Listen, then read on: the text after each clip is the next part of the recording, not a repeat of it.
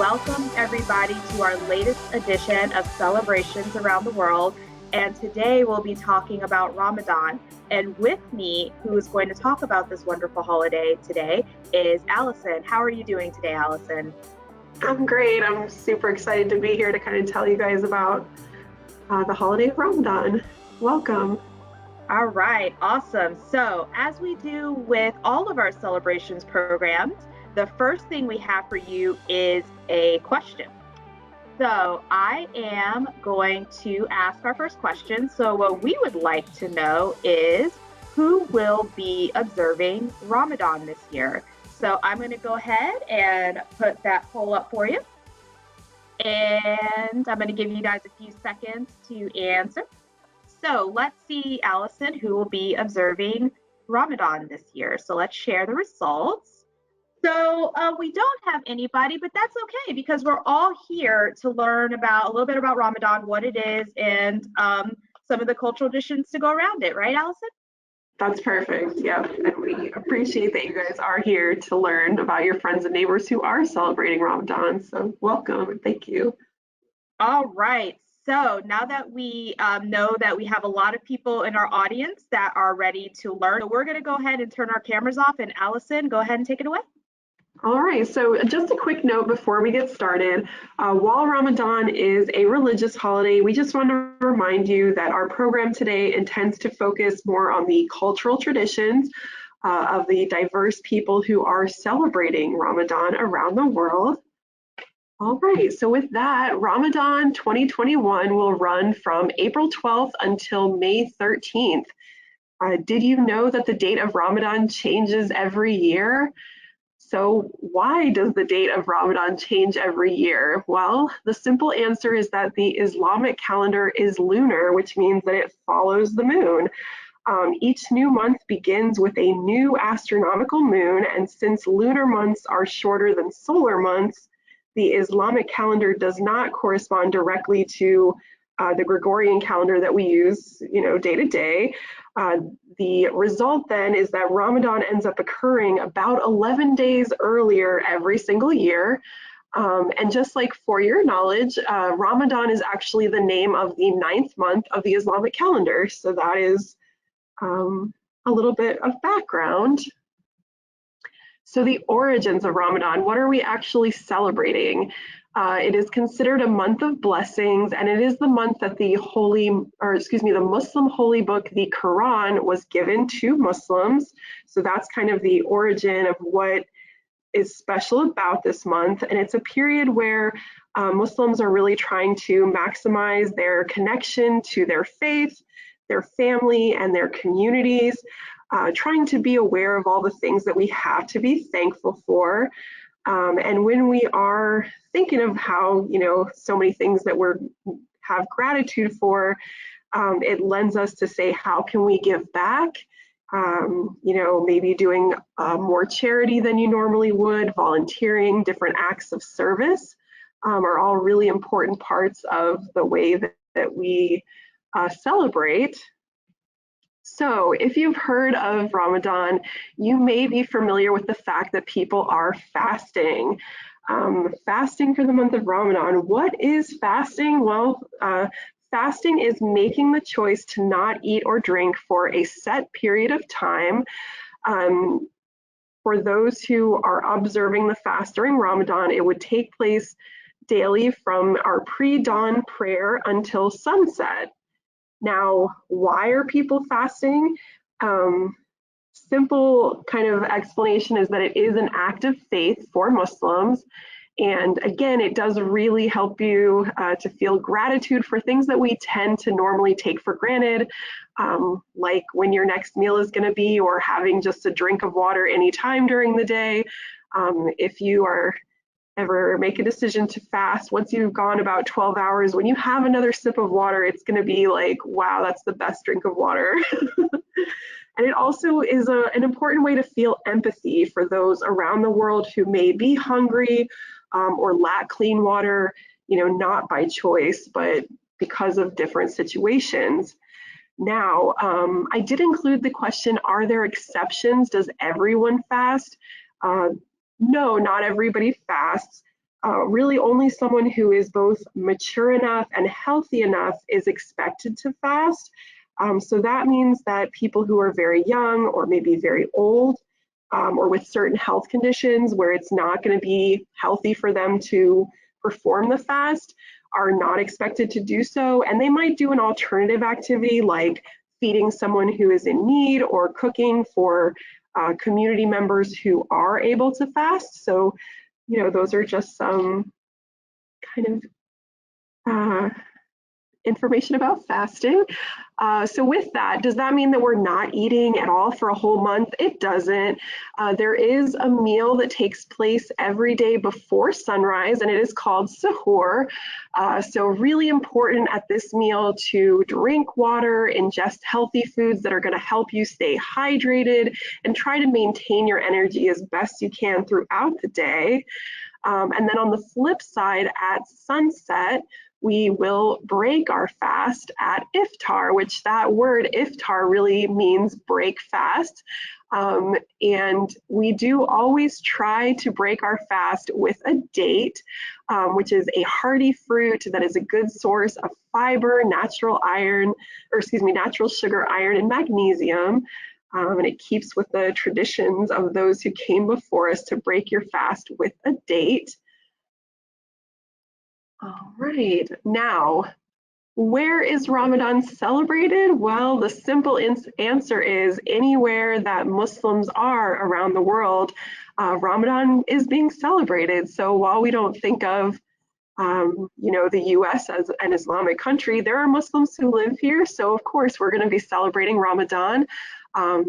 People in the Middle East, in Asia, and India, there's Muslims living in Europe, in Africa, all around the world. So it is a worldwide celebration. There are 1.8 billion Muslims practicing or that are on earth. So it is celebrated all around the world.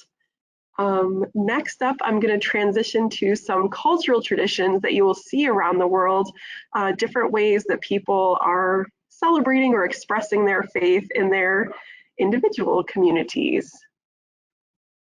So in Indonesia, there is a practice called padusan. Padusan is the Javanese phrase for to bathe. So this is actually a physical cleansing that people will do by hopping into a body of water before the month of Ramadan starts. So normally you would see people maybe gathering at beaches or, like in this photo, a pool,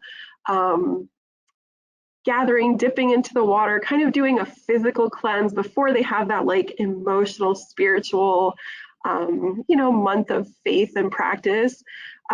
You would see this tradition in Malaysia and Indonesia. Now, in Lebanon, there is a practice called Midfa al-Iftar, which translates to canon for breakfasting. So this tradition started in the days before we had the technology to know the exact time of sunset prayers and iftar meals. They would actually blast a cannon that would echo through the city, letting people know, okay, the sun has set, you can break your fast. You know, now we have apps that will go off and say, okay, the sun has set, you can, you know, break your fast at this set time. But this is something that you still can see around the world. Again, keeping up with the traditions of those who came before us, there are still places where you can see these cannon blasts to let people know that it's time to break fast in a very, you know, flamboyant way to let the whole city know. Now, on the other side of things, oops, sahur drummers. So in this month of community and celebration, it is common for neighbors to never let someone sleep through that morning meal, that meal that comes before sunrise. So instead, you will see a small brigade of drummers who will clamor through the streets, letting their neighbors know it's a good time to wake up for your pre-dawn meal and prayers. And yeah, it's like a little parade to kind of say, okay, guys, wake up, it's time for sahur. So really sweet tradition. And I didn't list a country for this one because it is so prevalent. You'll see it in Turkey, in Egypt, India, it's common. And there's different names for it around the world. So if you look up sahur drummers, you can actually see videos of what this looks like when people are trying to help out their friends and neighbors who are taking part in that fast for Ramadan. Now in Pakistan, there is also a tradition called Chand Raat, which translates to Night of the Moon. So as I mentioned previously, we know that the month of Ramadan is upon us by the sighting of the new moon. And the same thing when the month is ending in Pakistan, people will gather friends and family to try to sight the moon that lets them know it's time for the Eid festivals to begin. It is also a gathering where people might be shopping, cooking, just being with their friends and family to celebrate, the coming for the Eid festival that follows Ramadan. So, as I just alluded to, Ramadan does end with a 3-day festival. It is called Eid Al-Fitr, and that translates to the Feast of Breaking the Fast. So it is a 3-day festival where no one is to fast, because if you fasted for a whole month, now it's probably a little more time to indulge and be with friends and family. Typically, it starts with a community prayer. I know a lot of, like previous years in Tampa, we've gathered at the fairgrounds, actually, a big group community prayer where people will get together. And then usually you'll see festivals like, bounce houses, different rides for kids, like celebrations, decorations, lots of fun and gathering with friends and family. So that is how the end of Ramadan is marked. Now, with that, I'm going to go over our Ramadan glossary, some of the things that we've talked about. So as I mentioned, Ramadan is the 9th month of the Islamic calendar. Fasting is the choice to abstain from food and water for a set period of time. Now, Eid al-Fitr is the 3-day festival that marks the end of Ramadan, that feast of breaking the fast. And then dates are a sweet fruit that Muslims will try to break their fast with every day. And then iftar is that nightly meal that happens after sunset during Ramadan. And if you ever get invited to a Ramadan or see an iftar happening, like a community iftar, I definitely encourage you to go out and do that once it is safe to do so.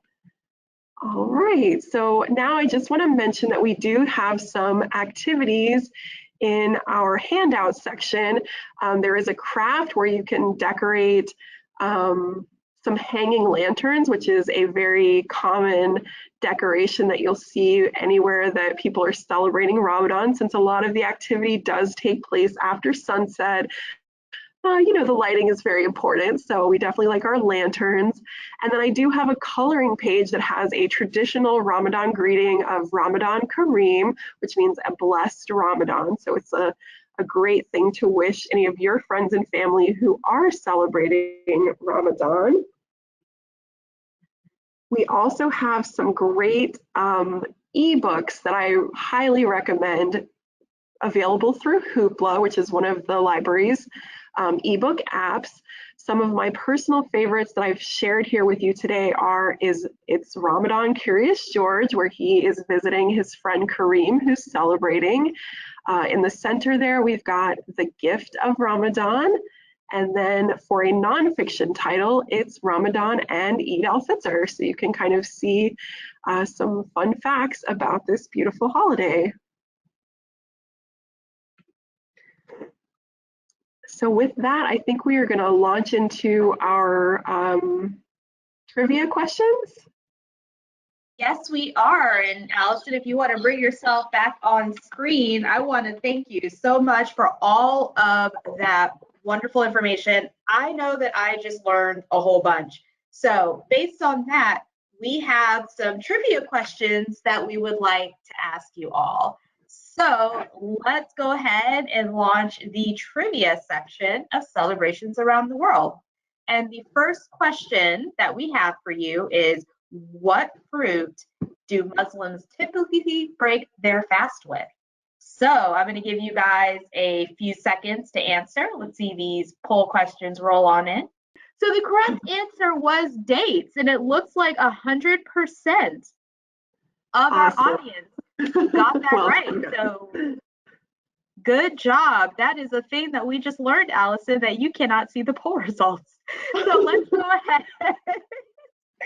Launch the next poll, and I will let you know what the answer is, and we can confirm that it is correct. So let's go ahead and go to the next question. All right, what festival marks the end of the month of Ramadan? So we have the option of Easter, Eid al-Fitr, or Shawwal. So let's see how many people get this correct. So I'll give you guys a few seconds to vote here. I think I know the answer to this, and it looks like everybody got it correct. So Allison, the answer, 100% of the votes said Eid al-Fitr. Is that correct? Absolutely correct. Well done, everyone. Awesome. And then our last question is, what do Muslims try to see that marks the beginning and end of Ramadan? Is it a butterfly, dessert, or the moon? So let's see. We'll go ahead and give you guys a few seconds to vote here. All right, you guys are quick. You guys are quick today. So everybody already voted. So I'm going to go ahead and close it out. And it looks like we got another winner. It looks like everybody got it right, Allison. So the answer was the moon. Is that correct? Yay, absolutely accurate. Well done, you guys. All right. Good job, everybody. So, all right. And you don't have to do anything, Allison. Your screen is nice and up. So great job again. So now that we have done our trivia questions, we definitely want to open it up for any questions that anybody has. So please be sure to drop your questions into the questions section. And while we are waiting for our questions to roll in, I just want to remind everybody that Allison has included some really fun at-home activities for the little ones to do. So it's in the handout section. I definitely recommend that you download those items. So again, in the handout section, you can go ahead and do that. Also, while we're waiting for some questions to roll in, a little bit about what's coming up with the library. So we are in the middle of National Library Week. Yes, it is National Library Week. So we have a whole bunch of really awesome stuff going on, not only with our library programs. You should check out our events calendar for that, but check out our social media. We have a bunch of really cool things happening. It is National Library Week. We are really excited. And it looks like we do have some questions. So I'm going to go ahead and open those up. All right, so we have some questions and some comments. First comment, we have somebody in the audience who loves dates. So there you go. This is a good thing for them. You got to break that fast with those dates.